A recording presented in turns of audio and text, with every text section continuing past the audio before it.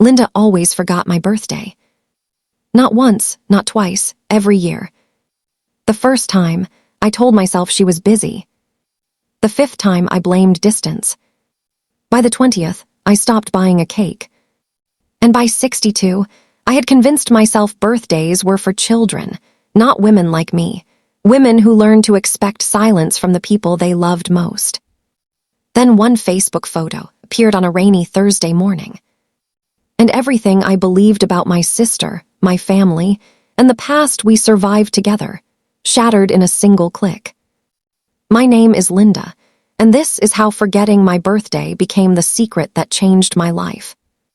I was born 11 months before my sister, Marie. Our mother liked to joke. She barely had time to put away one crib before another appeared. But from the start, Marie wasn't my sister. She was the sun, and I was the shadow. She was soft curls and bright laughter. I was skinny elbows and hand-me-down shoes. She was praised for singing in church. I was asked to help wash dishes after the service. That was simply how life worked in our house. At least, that's what I thought. Still, as girls, we were close. We shared a bed through winter because the house was cold. We whispered secrets under blankets. We promised, at 12 and 13, we would grow old next door to each other. But promises made by children often die in adult silence. Our mother got sick when I was 23. Cancer. Ugly, quick, merciless. For 2 years, I cared for her. I drove her to appointments. Held the bucket when chemo made her sick. Paid bills when Marie said she couldn't handle hospitals. I didn't resent it. I told myself families survive by carrying each other. Then Mother died. And the reading of the will came. The house went to Marie. The savings were split. And tucked inside the lawyer's folder was a note in Mother's handwriting. For Linda, thank you for always remembering what others forget. I cried reading it. Marie rolled her eyes. Trust Mom to be dramatic, she said. 3 weeks later, she forgot my birthday. No call. No card. Nothing. I waited all day by the phone. That evening, I ate tomato soup alone and told myself she was grieving. The next year, forgotten again. Then again. Then every year after that. Sometimes she'd call 3 days later. Oh, was that this week? Sometimes months later. Oh, honey, you know dates aren't my thing. Dates weren't her thing. But vacations were. Her children's birthdays were. Anniversaries were. Facebook posts about everyone else were. Just never mine. Over time, forgetting became a wound I pretended wasn't there. I married Richard. Raised 2 boys. Worked 30 years as a school secretary. Life moved. People died. Richard had a stroke and passed at 59. The boys moved away.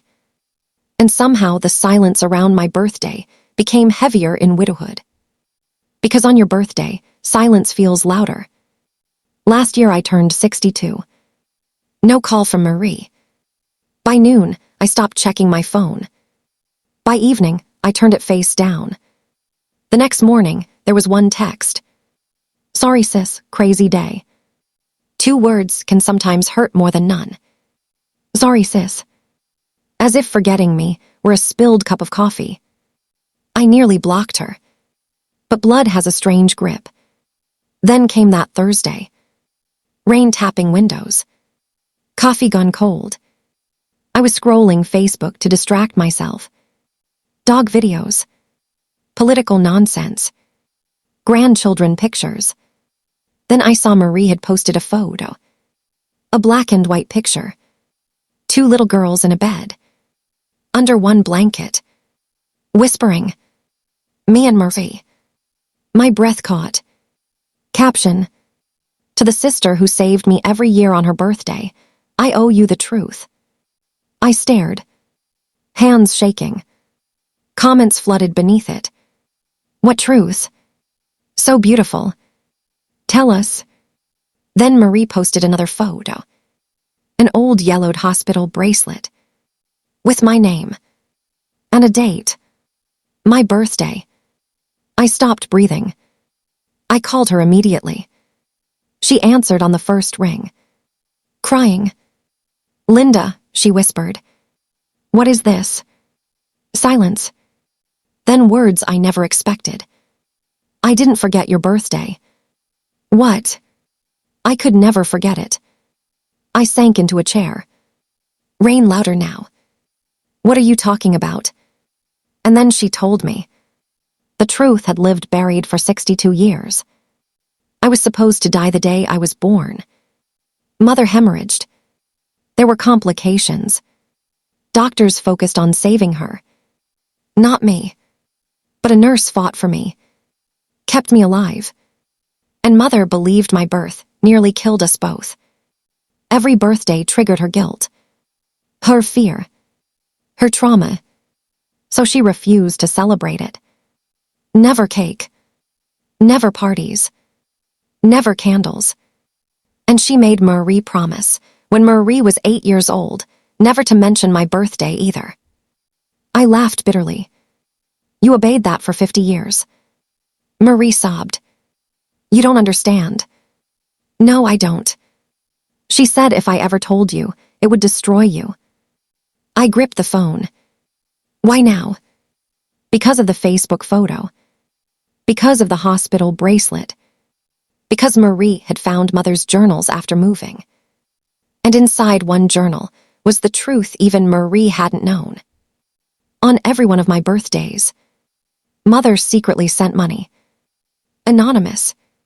To pay my school fees. To help with my wedding dress. To cover Richard's medical bills 1 year.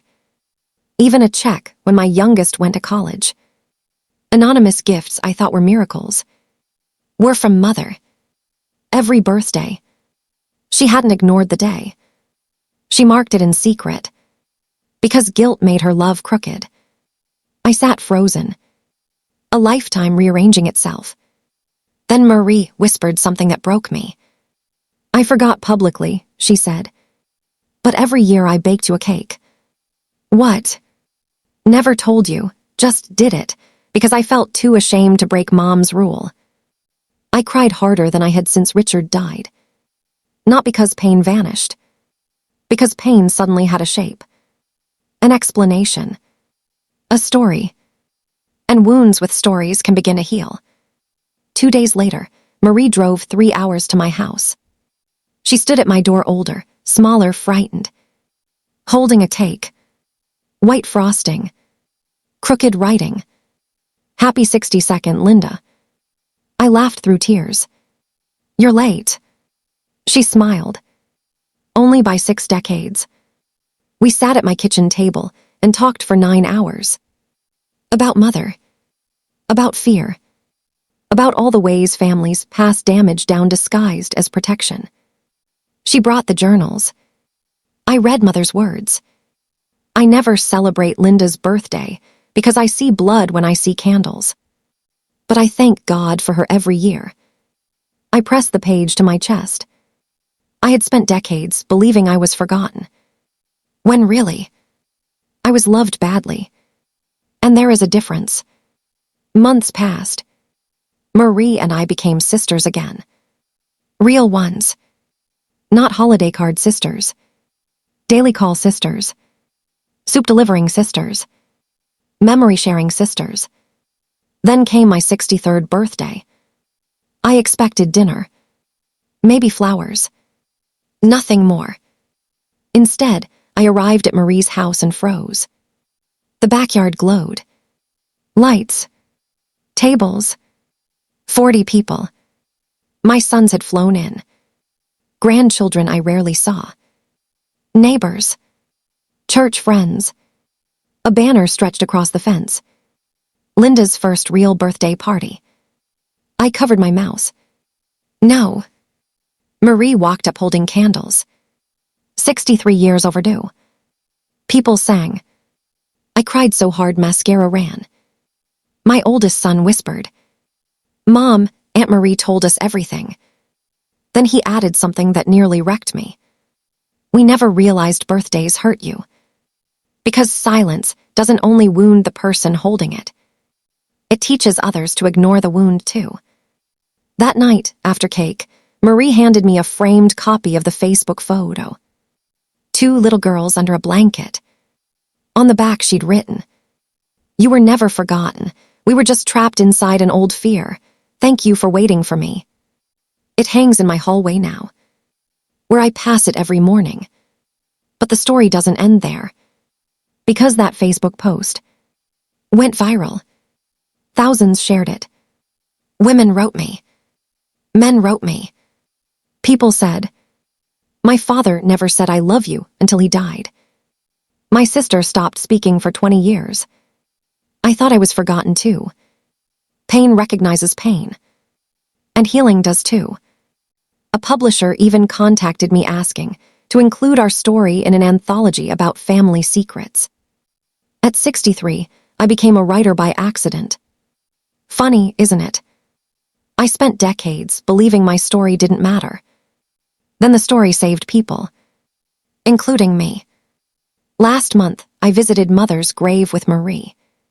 We brought cake. Imagine that. Cake to a cemetery. Marie laughed. "People will think we're crazy." I said, "We're healing. It looks strange sometimes." We lit one candle, set it before the stone, and for the first time in my life, I said aloud, "Happy birthday" to me. Wind nearly blew the flame out, but it held. Small, stubborn, bright, like me. Sometimes people ask if I resent losing so many years. I don't, because resentment steals what time leaves. And I've lost enough. What I know now is this. People can wound you without hating you. People can love you in broken languages. And sometimes what looks like forgetting is a secret you were never meant to carry alone. All because of one Facebook photo. One black and white picture of 2 girls under a blanket. Proof that memory survives even when people fail. This year I turned 64. Marie already called asking what flavor cake I want. Chocolate. Extra frosting. I told her make it ridiculous. We've got years to make up for. And every birthday now, before blowing out candles, I say the same thing. For anyone who feels forgotten. Look again. Ask again. Some silences are hiding pain, not absence. Some people love you badly, but love you still. And sometimes, everything changes with one photo. And if you had told the woman eating tomato soup alone at 62, that forgetting would lead me back to my sister, back to my mother, back to myself, I would never have believed you. But life has a strange way of returning what grief steals. Even birthdays. Especially birthdays. And this time, I'll never let anyone forget mine again.